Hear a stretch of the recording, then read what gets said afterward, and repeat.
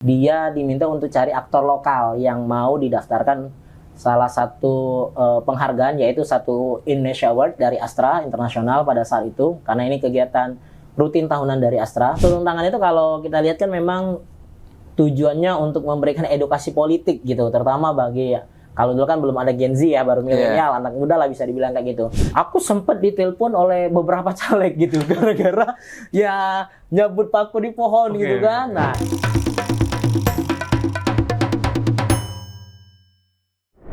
halo pejuang, balik lagi di podcast Soan Tete bareng saya Rindu Rifatwa. Dan kali ini kita kedatangan narasumber dari relawan turun tangan Palembang. Dan relawan kita yang jadi narasumber hari ini sempat dijuluki sebagai manusia 1000 komunitas. Kita di sini sudah ada Bang Hardy Bubut. siap. Terima kasih Bang Ridho. Selamat malam Kak Hardy. Siap, selamat malam Bang.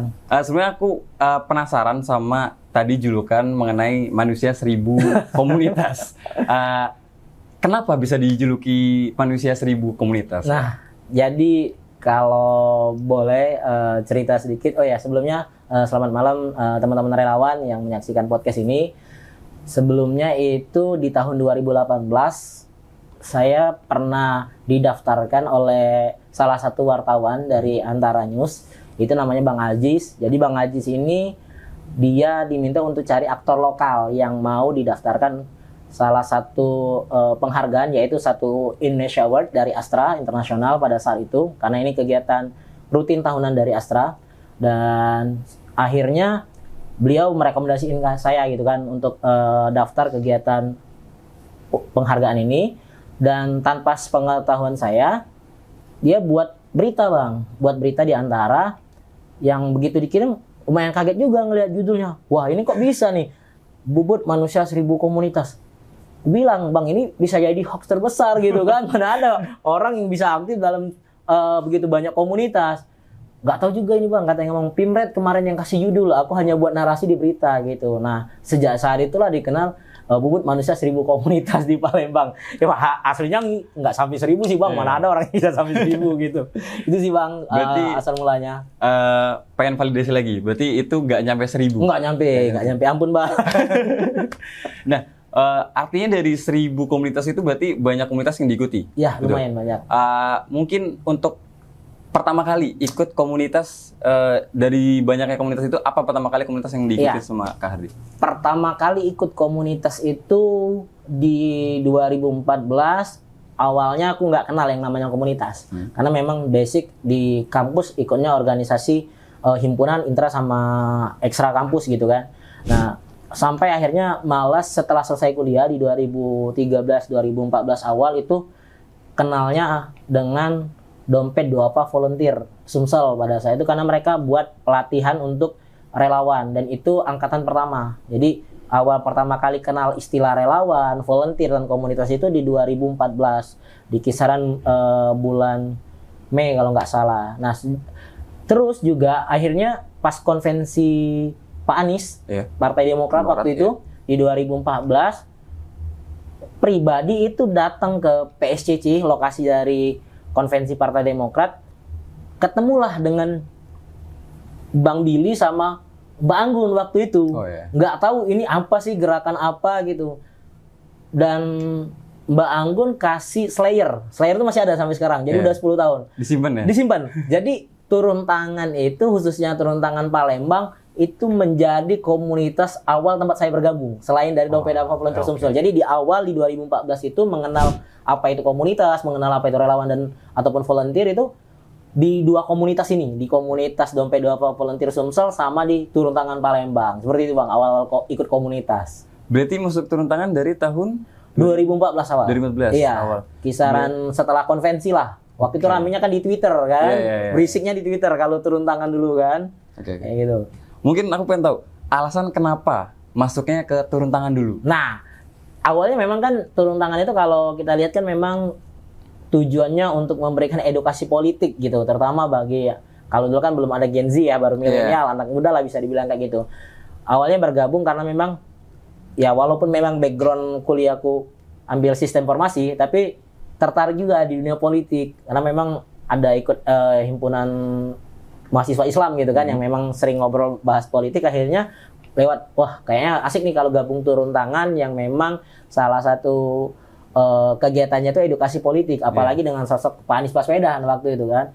Ngelihatnya ini salah satu yang berbeda nih, banyak komunitas lain, ada komunitas pendidikan, sosial, lingkungan, kesehatan, ini komunitas yang berbeda. Akhirnya tertarik lah buat gabung di turun tangan Palembang. Pada saat itu koordinatornya ada 2 orang, ada Eza sama ada Reza waktu itu. Eza, Dan Reza, iya, mereka yang ikut pertama kali gathering turun tangan kalau nggak salah di Jakarta. Eza Aldona dan Reza Palepi itu 2 orang yang jadi koordinator awal dari turun tangan Palembang. Mungkin bisa dibilang kalau tadi Kak Hardi nyebutin mulai masuk di turun tangan itu sejak 2014. 14, benar. Berarti setahun setelah turun tangan berdiri. Benar. Berarti kita bisa bilang Kak Hardi ini salah satu relawan senior. Aduh. Dan mungkin dari 2014 sampai sekarang berarti udah 10 tahun di turun tangan. Masih ingat gak sih program-program apa yang pernah dibuat atau kegiatan apa yang pernah dilakukan selama di turun tangan, Bang? Sebenarnya lumayan banyak juga kegiatan-kegiatan yang diinisiasi oleh teman-teman turun tangan Palembang. Baik itu dari edukasi politik tadi ataupun juga dari kegiatan-kegiatan di isu lingkungan, isu sosial dan isu pendidikan. Yang paling aku ingat itu kalau nggak salah kita dulu pernah ada kisaran tahun 2014 sampai 2016 kalau nggak salah, terakhir itu ada namanya Roadshow Perguruan Tinggi. Jadi itu salah satu program unggulan kerjasama kita dengan pengajar muda, terutama yang penempatannya di daerah Musi Banyuasin. Daerah Musi Banyuasin itu banyak juga anak-anak yang mereka putus sekolah karena memilih untuk bekerja, memilih untuk bantu orang tuanya berkebun ataupun juga bertani gitu kan, ataupun menjadi security dan bekerja di pabrik. Berangkat dari itu akhirnya teman-teman punya inisiatif untuk buat kegiatan Roadshow Perguruan Tinggi, bekerja sama dengan teman-teman pengajar muda tadi untuk memberitahukan kepada anak-anak muda yang ada di desa, ada loh perguruan tinggi yang menyediakan beasiswa bagi mereka yang ingin melanjutkan perguruan tinggi seperti itu. Jadi itu salah satu program unggulan. Dan yang kemarin yang sempat viral itu di 2019 pada saat pemilu 2019, jadi teman-teman turun tangan menginisiasi gerakan bersama teman-teman komunitas lainnya, kita kolaborasi gerakan cabut paku di pohon. Nah, pada saat itu kan banyak nih di pohon-pohon ditempelin spanduk, baliho gitu. Jadi kita cabutin gitu spanduk-spanduk yang ada di pohon. Viral sampai diangkat salah satu kalau salah media berita online atau di Instagram itu yang lumayan banyak juga followernya.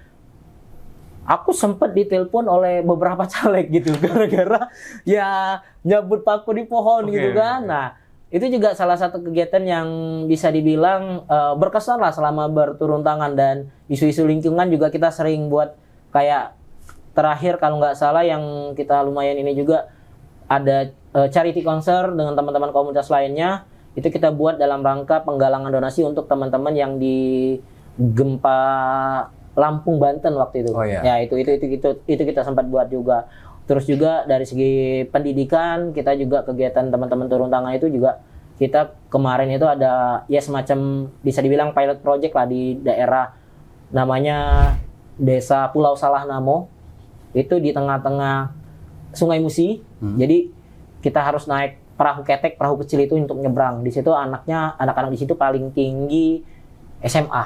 Jadi kita di situ juga ya semacam kasih sharing lah ke mereka pentingnya juga melanjutkan perguruan tinggi dan lain semacam. Jadi banyak juga kegiatan-kegiatan isu lingkungan, isu sosial terutama juga kita sering juga kegiatan bareng dengan teman-teman. Pada dasarnya turun tangan Palembang itu bisa dibilang sebagai salah satu pionir komunitas di Kota Palembang. Setelah itu baru banyak komunitas-komunitas lain yang berkembang gitu. Oke. Nah, aku tadi tertarik sama setelah pencabutan paku di pohon, diteleponin sama para anggota dewan. Caleg ya. Itu deket kah sama mereka atau gimana? Nggak tahu juga. Ada mungkin yang beberapa yang deket, tapi aku ingat pada saat itu lagi jadi narasumber, bukan narasumber sih, lagi jadi panitia. Aku juga gabung di komunitas peduli kanker anak dan penyakit kronis lainnya. Kebetulan pada saat itu masih ada tanggung jawab sebagai koordinator. Aku ingat pada saat itu pada break sholat, matiin kan HP gitu. Pada saat angkat kok banyak yang nelpon, ini siapa? Ditelepon balik lah. Wah, marah-marah lah ini. pada saat yang kedua kan kalau nggak salah dua kali kami ngadain aksi cabut paku di pohon. Nah, pada saat yang kedua tuh kebetulan kalau nggak salah aku nggak ikut gitu. Jadi aku bilang, wah aku kurang tahu, langsung aku oper lah ke koordinator si Okta gitu kan. Karena memang posisinya pada saat itu kita buat gerakan itu memang viral dan mungkin mohon maaf para caleg ada yang nggak terima gitu kan, sampai tim tesnya lah ada calegnya sendiri yang telepon kita gitu ya. Memang ya selain kita cabut, kita tempel juga kata-kata lah, misal penjahat pohon, perusak lingkungan kayak gitu. Jadi mungkin mereka kesel gitu kan, brandnya yang udah dibangun bagus-bagus buat nyalek tiba-tiba ditempelin, dicabut kayak gitu. Sampai akhirnya kalau nggak salah kami itu palu itu patah 2 atau 3 palu, sampai kita banyak nyabut paku di pohon gitu kan, sampai tang segala macam itu rusak gitu untuk nyabut paku di pohon sama kawat-kawat yang ada di pohon seperti itu. Oke, apa itu mungkin salah satu kemudian menjadi berkat atau mungkin satu hal yang didapatkan oleh Kak Hardy selama di turun tangan? Karena aku lihat kemarin dari story kayaknya sempat ada ke gedung DPR ya. Aduh, entahlah ya, tarik menarik ke sana itu ya bisa jadi sih, tapi aku ya kalaupun bicara tadi kenapa bisa ke gedung DPR gitu, karena memang awalnya juga aku gabung di KNPI Kota Palembang dan lumayan dekat dengan ketuanya Bapak Handri Pratama Putra gitu. Akhirnya ditawarin untuk jadi staf istrinya yang kebetulan anggota DPD di tahun 2020 pada saat itu. Akhirnya bergabung lah. Nah mungkin entah ada nggak kaitannya gara-gara berusaha nyabutin paku-paku caleg, laju akhir nyemplung banget ini ke politik gitu kan. Ini ya bisa dibilang berkah atau gimana, aku kurang paham juga gitu. Tapi apa sih Kak, setelah mungkin 10 tahun turun tangan, ada nggak sih yang didapatkan dari turun tangan ini, entah value kah atau pembelajaran buat hidup? Ya, gitu. Yang pasti banyak banget yang didapetin dari turun tangan, karena ini komunitas ataupun gerakan yang berbeda, yang awalnya untuk mengedukasi politik bahwa kita itu mendorong orang baik untuk masuk dunia politik, itu salah satu jargon yang sampai hari ini aku pegang, karena memang bagi aku terutama anak muda itu harus mengambil peran di dunia politik.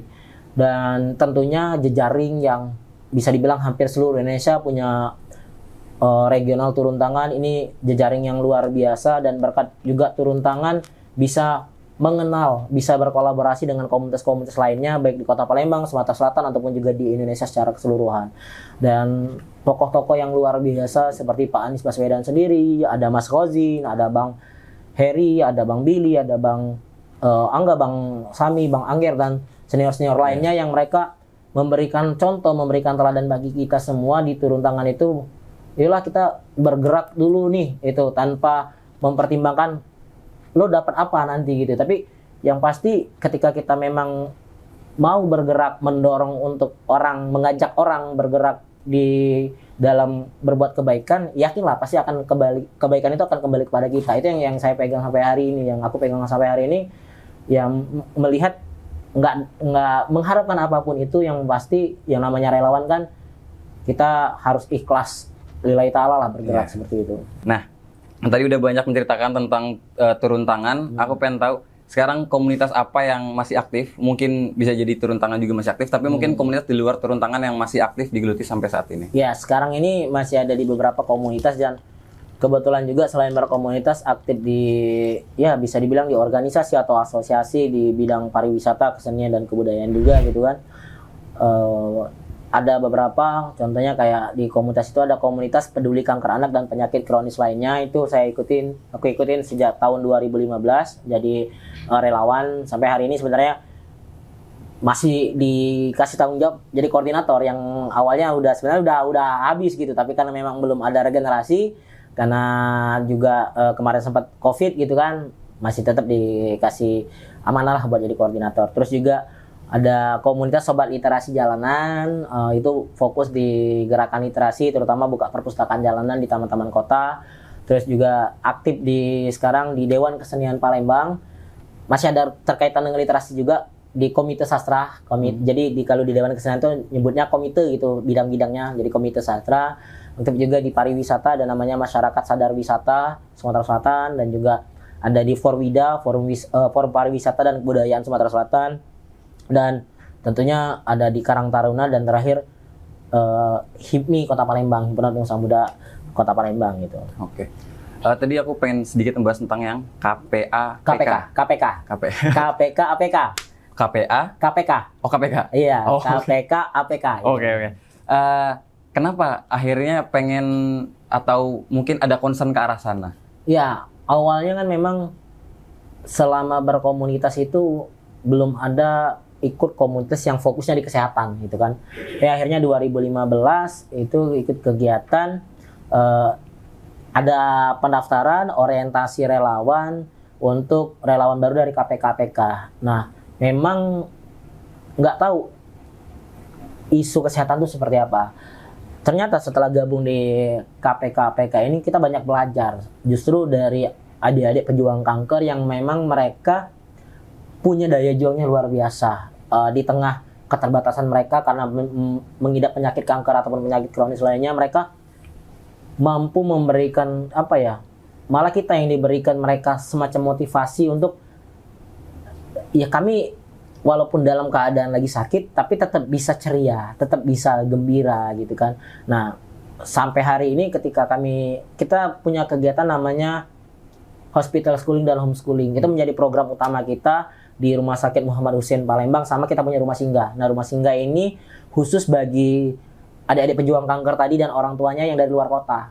Jadi ini kalau dulu kita gratisin, kalau sekarang itu biar mereka punya tanggung jawab untuk ngejaga rumah tersebut. Jadi kalau terakhir itu kita ambil semacam uang kebersihan atau seperti itu 5.000 gitu selama mereka. Jadi memang kami banyak belajar dari anak-anak ini, mereka di tengah keterbatasan mereka karena penyakit tadi mampu untuk tetap semangat, tetap ceria seperti itu. Itu yang saya tertarik kenapa akhirnya konsen juga di bidang kesehatan, isu kesehatan. Oke. Dan itu juga balik ya, berhubungan dengan turun tangan juga ya? Iya, tentunya. Oke.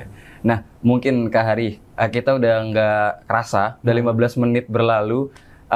Mungkin sebagai orang yang dijuluki sebagai manusia dengan 1000 komunitas, dan tentunya cukup senior ya di bidang relawan, mungkin boleh deh Kak Hari kasih closing statement atau mungkin pesan buat relawan-relawan di daerah, khususnya relawan turun tangan yang di daerah, mungkin seperti kayak bagaimana mereka harus bertindak ketika melihat sesuatu, atau mungkin ada pesan-pesan yang pengen disampaikan dari Kak Hari sendiri, silakan. Ya, buat teman-teman yang hari ini memilih untuk turun tangan dalam artian ya memang bergerak gitu kan, bukan sekedar gabung di komunitas, tapi memang ketika kita sudah dalam tanda petik mewakafkan diri kita menjadi seorang relawan, mau tidak mau kita harus ikhlas bergerak gitu, tanpa melihat apa yang kita dapatkan. Yakinlah, saya percaya sendiri kebaikan itu akan kembali kepada diri kita gitu, ataupun orang-orang di sekitar kita, dan setiap yang kita lakukan itu akan menjadi nilai ibadah ke depannya. Yang pasti jangan menyerah terhadap apapun permasalahan yang ada, karena di lapangan sering banget kan relawan itu dapat masalah, tapi dengan kita kolaborasi, kita nggak bisa gerak sendiri, kita harus perlu bantuan teman-teman di sekitar kita. Semua masalah yang ada itu pasti bisa kita hadapin. Yang pasti jangan ada kata berhenti untuk menjadi seorang relawan, walaupun memang terkadang skala prioritas kita berbeda-beda, tapi ketika kita sudah memilih untuk menjadi seorang relawan, tanggung jawab itu akan selalu kita pegang sampai kapanpun, seperti itu. Oke. Kata kuncinya jangan ada kata untuk berhenti. Benar banget. Oke, terima kasih Kardi sudah menyempatkan waktunya untuk ngobrol-ngobrol di Soan Tete. Mungkin doaku semoga kedepannya semakin lancar. Amin. Baik program di komunitas maupun program di luar komunitas. Sama-sama gitu. Juga untuk abang juga. Sehat selalu. Oke, pejuang, itu tadi ngobrol inspiratif bersama Kak Hardi, seorang relawan dari Turun Tangan Palembang. Dan pastiin kamu subscribe YouTube Gerakan Turun Tangan dan pantengin terus program Soan Tete, karena next episode kita akan punya narasumber yang inspiratif lagi. Oke, bareng-bareng Kak Hardi. Pejuang bukan, hadapi.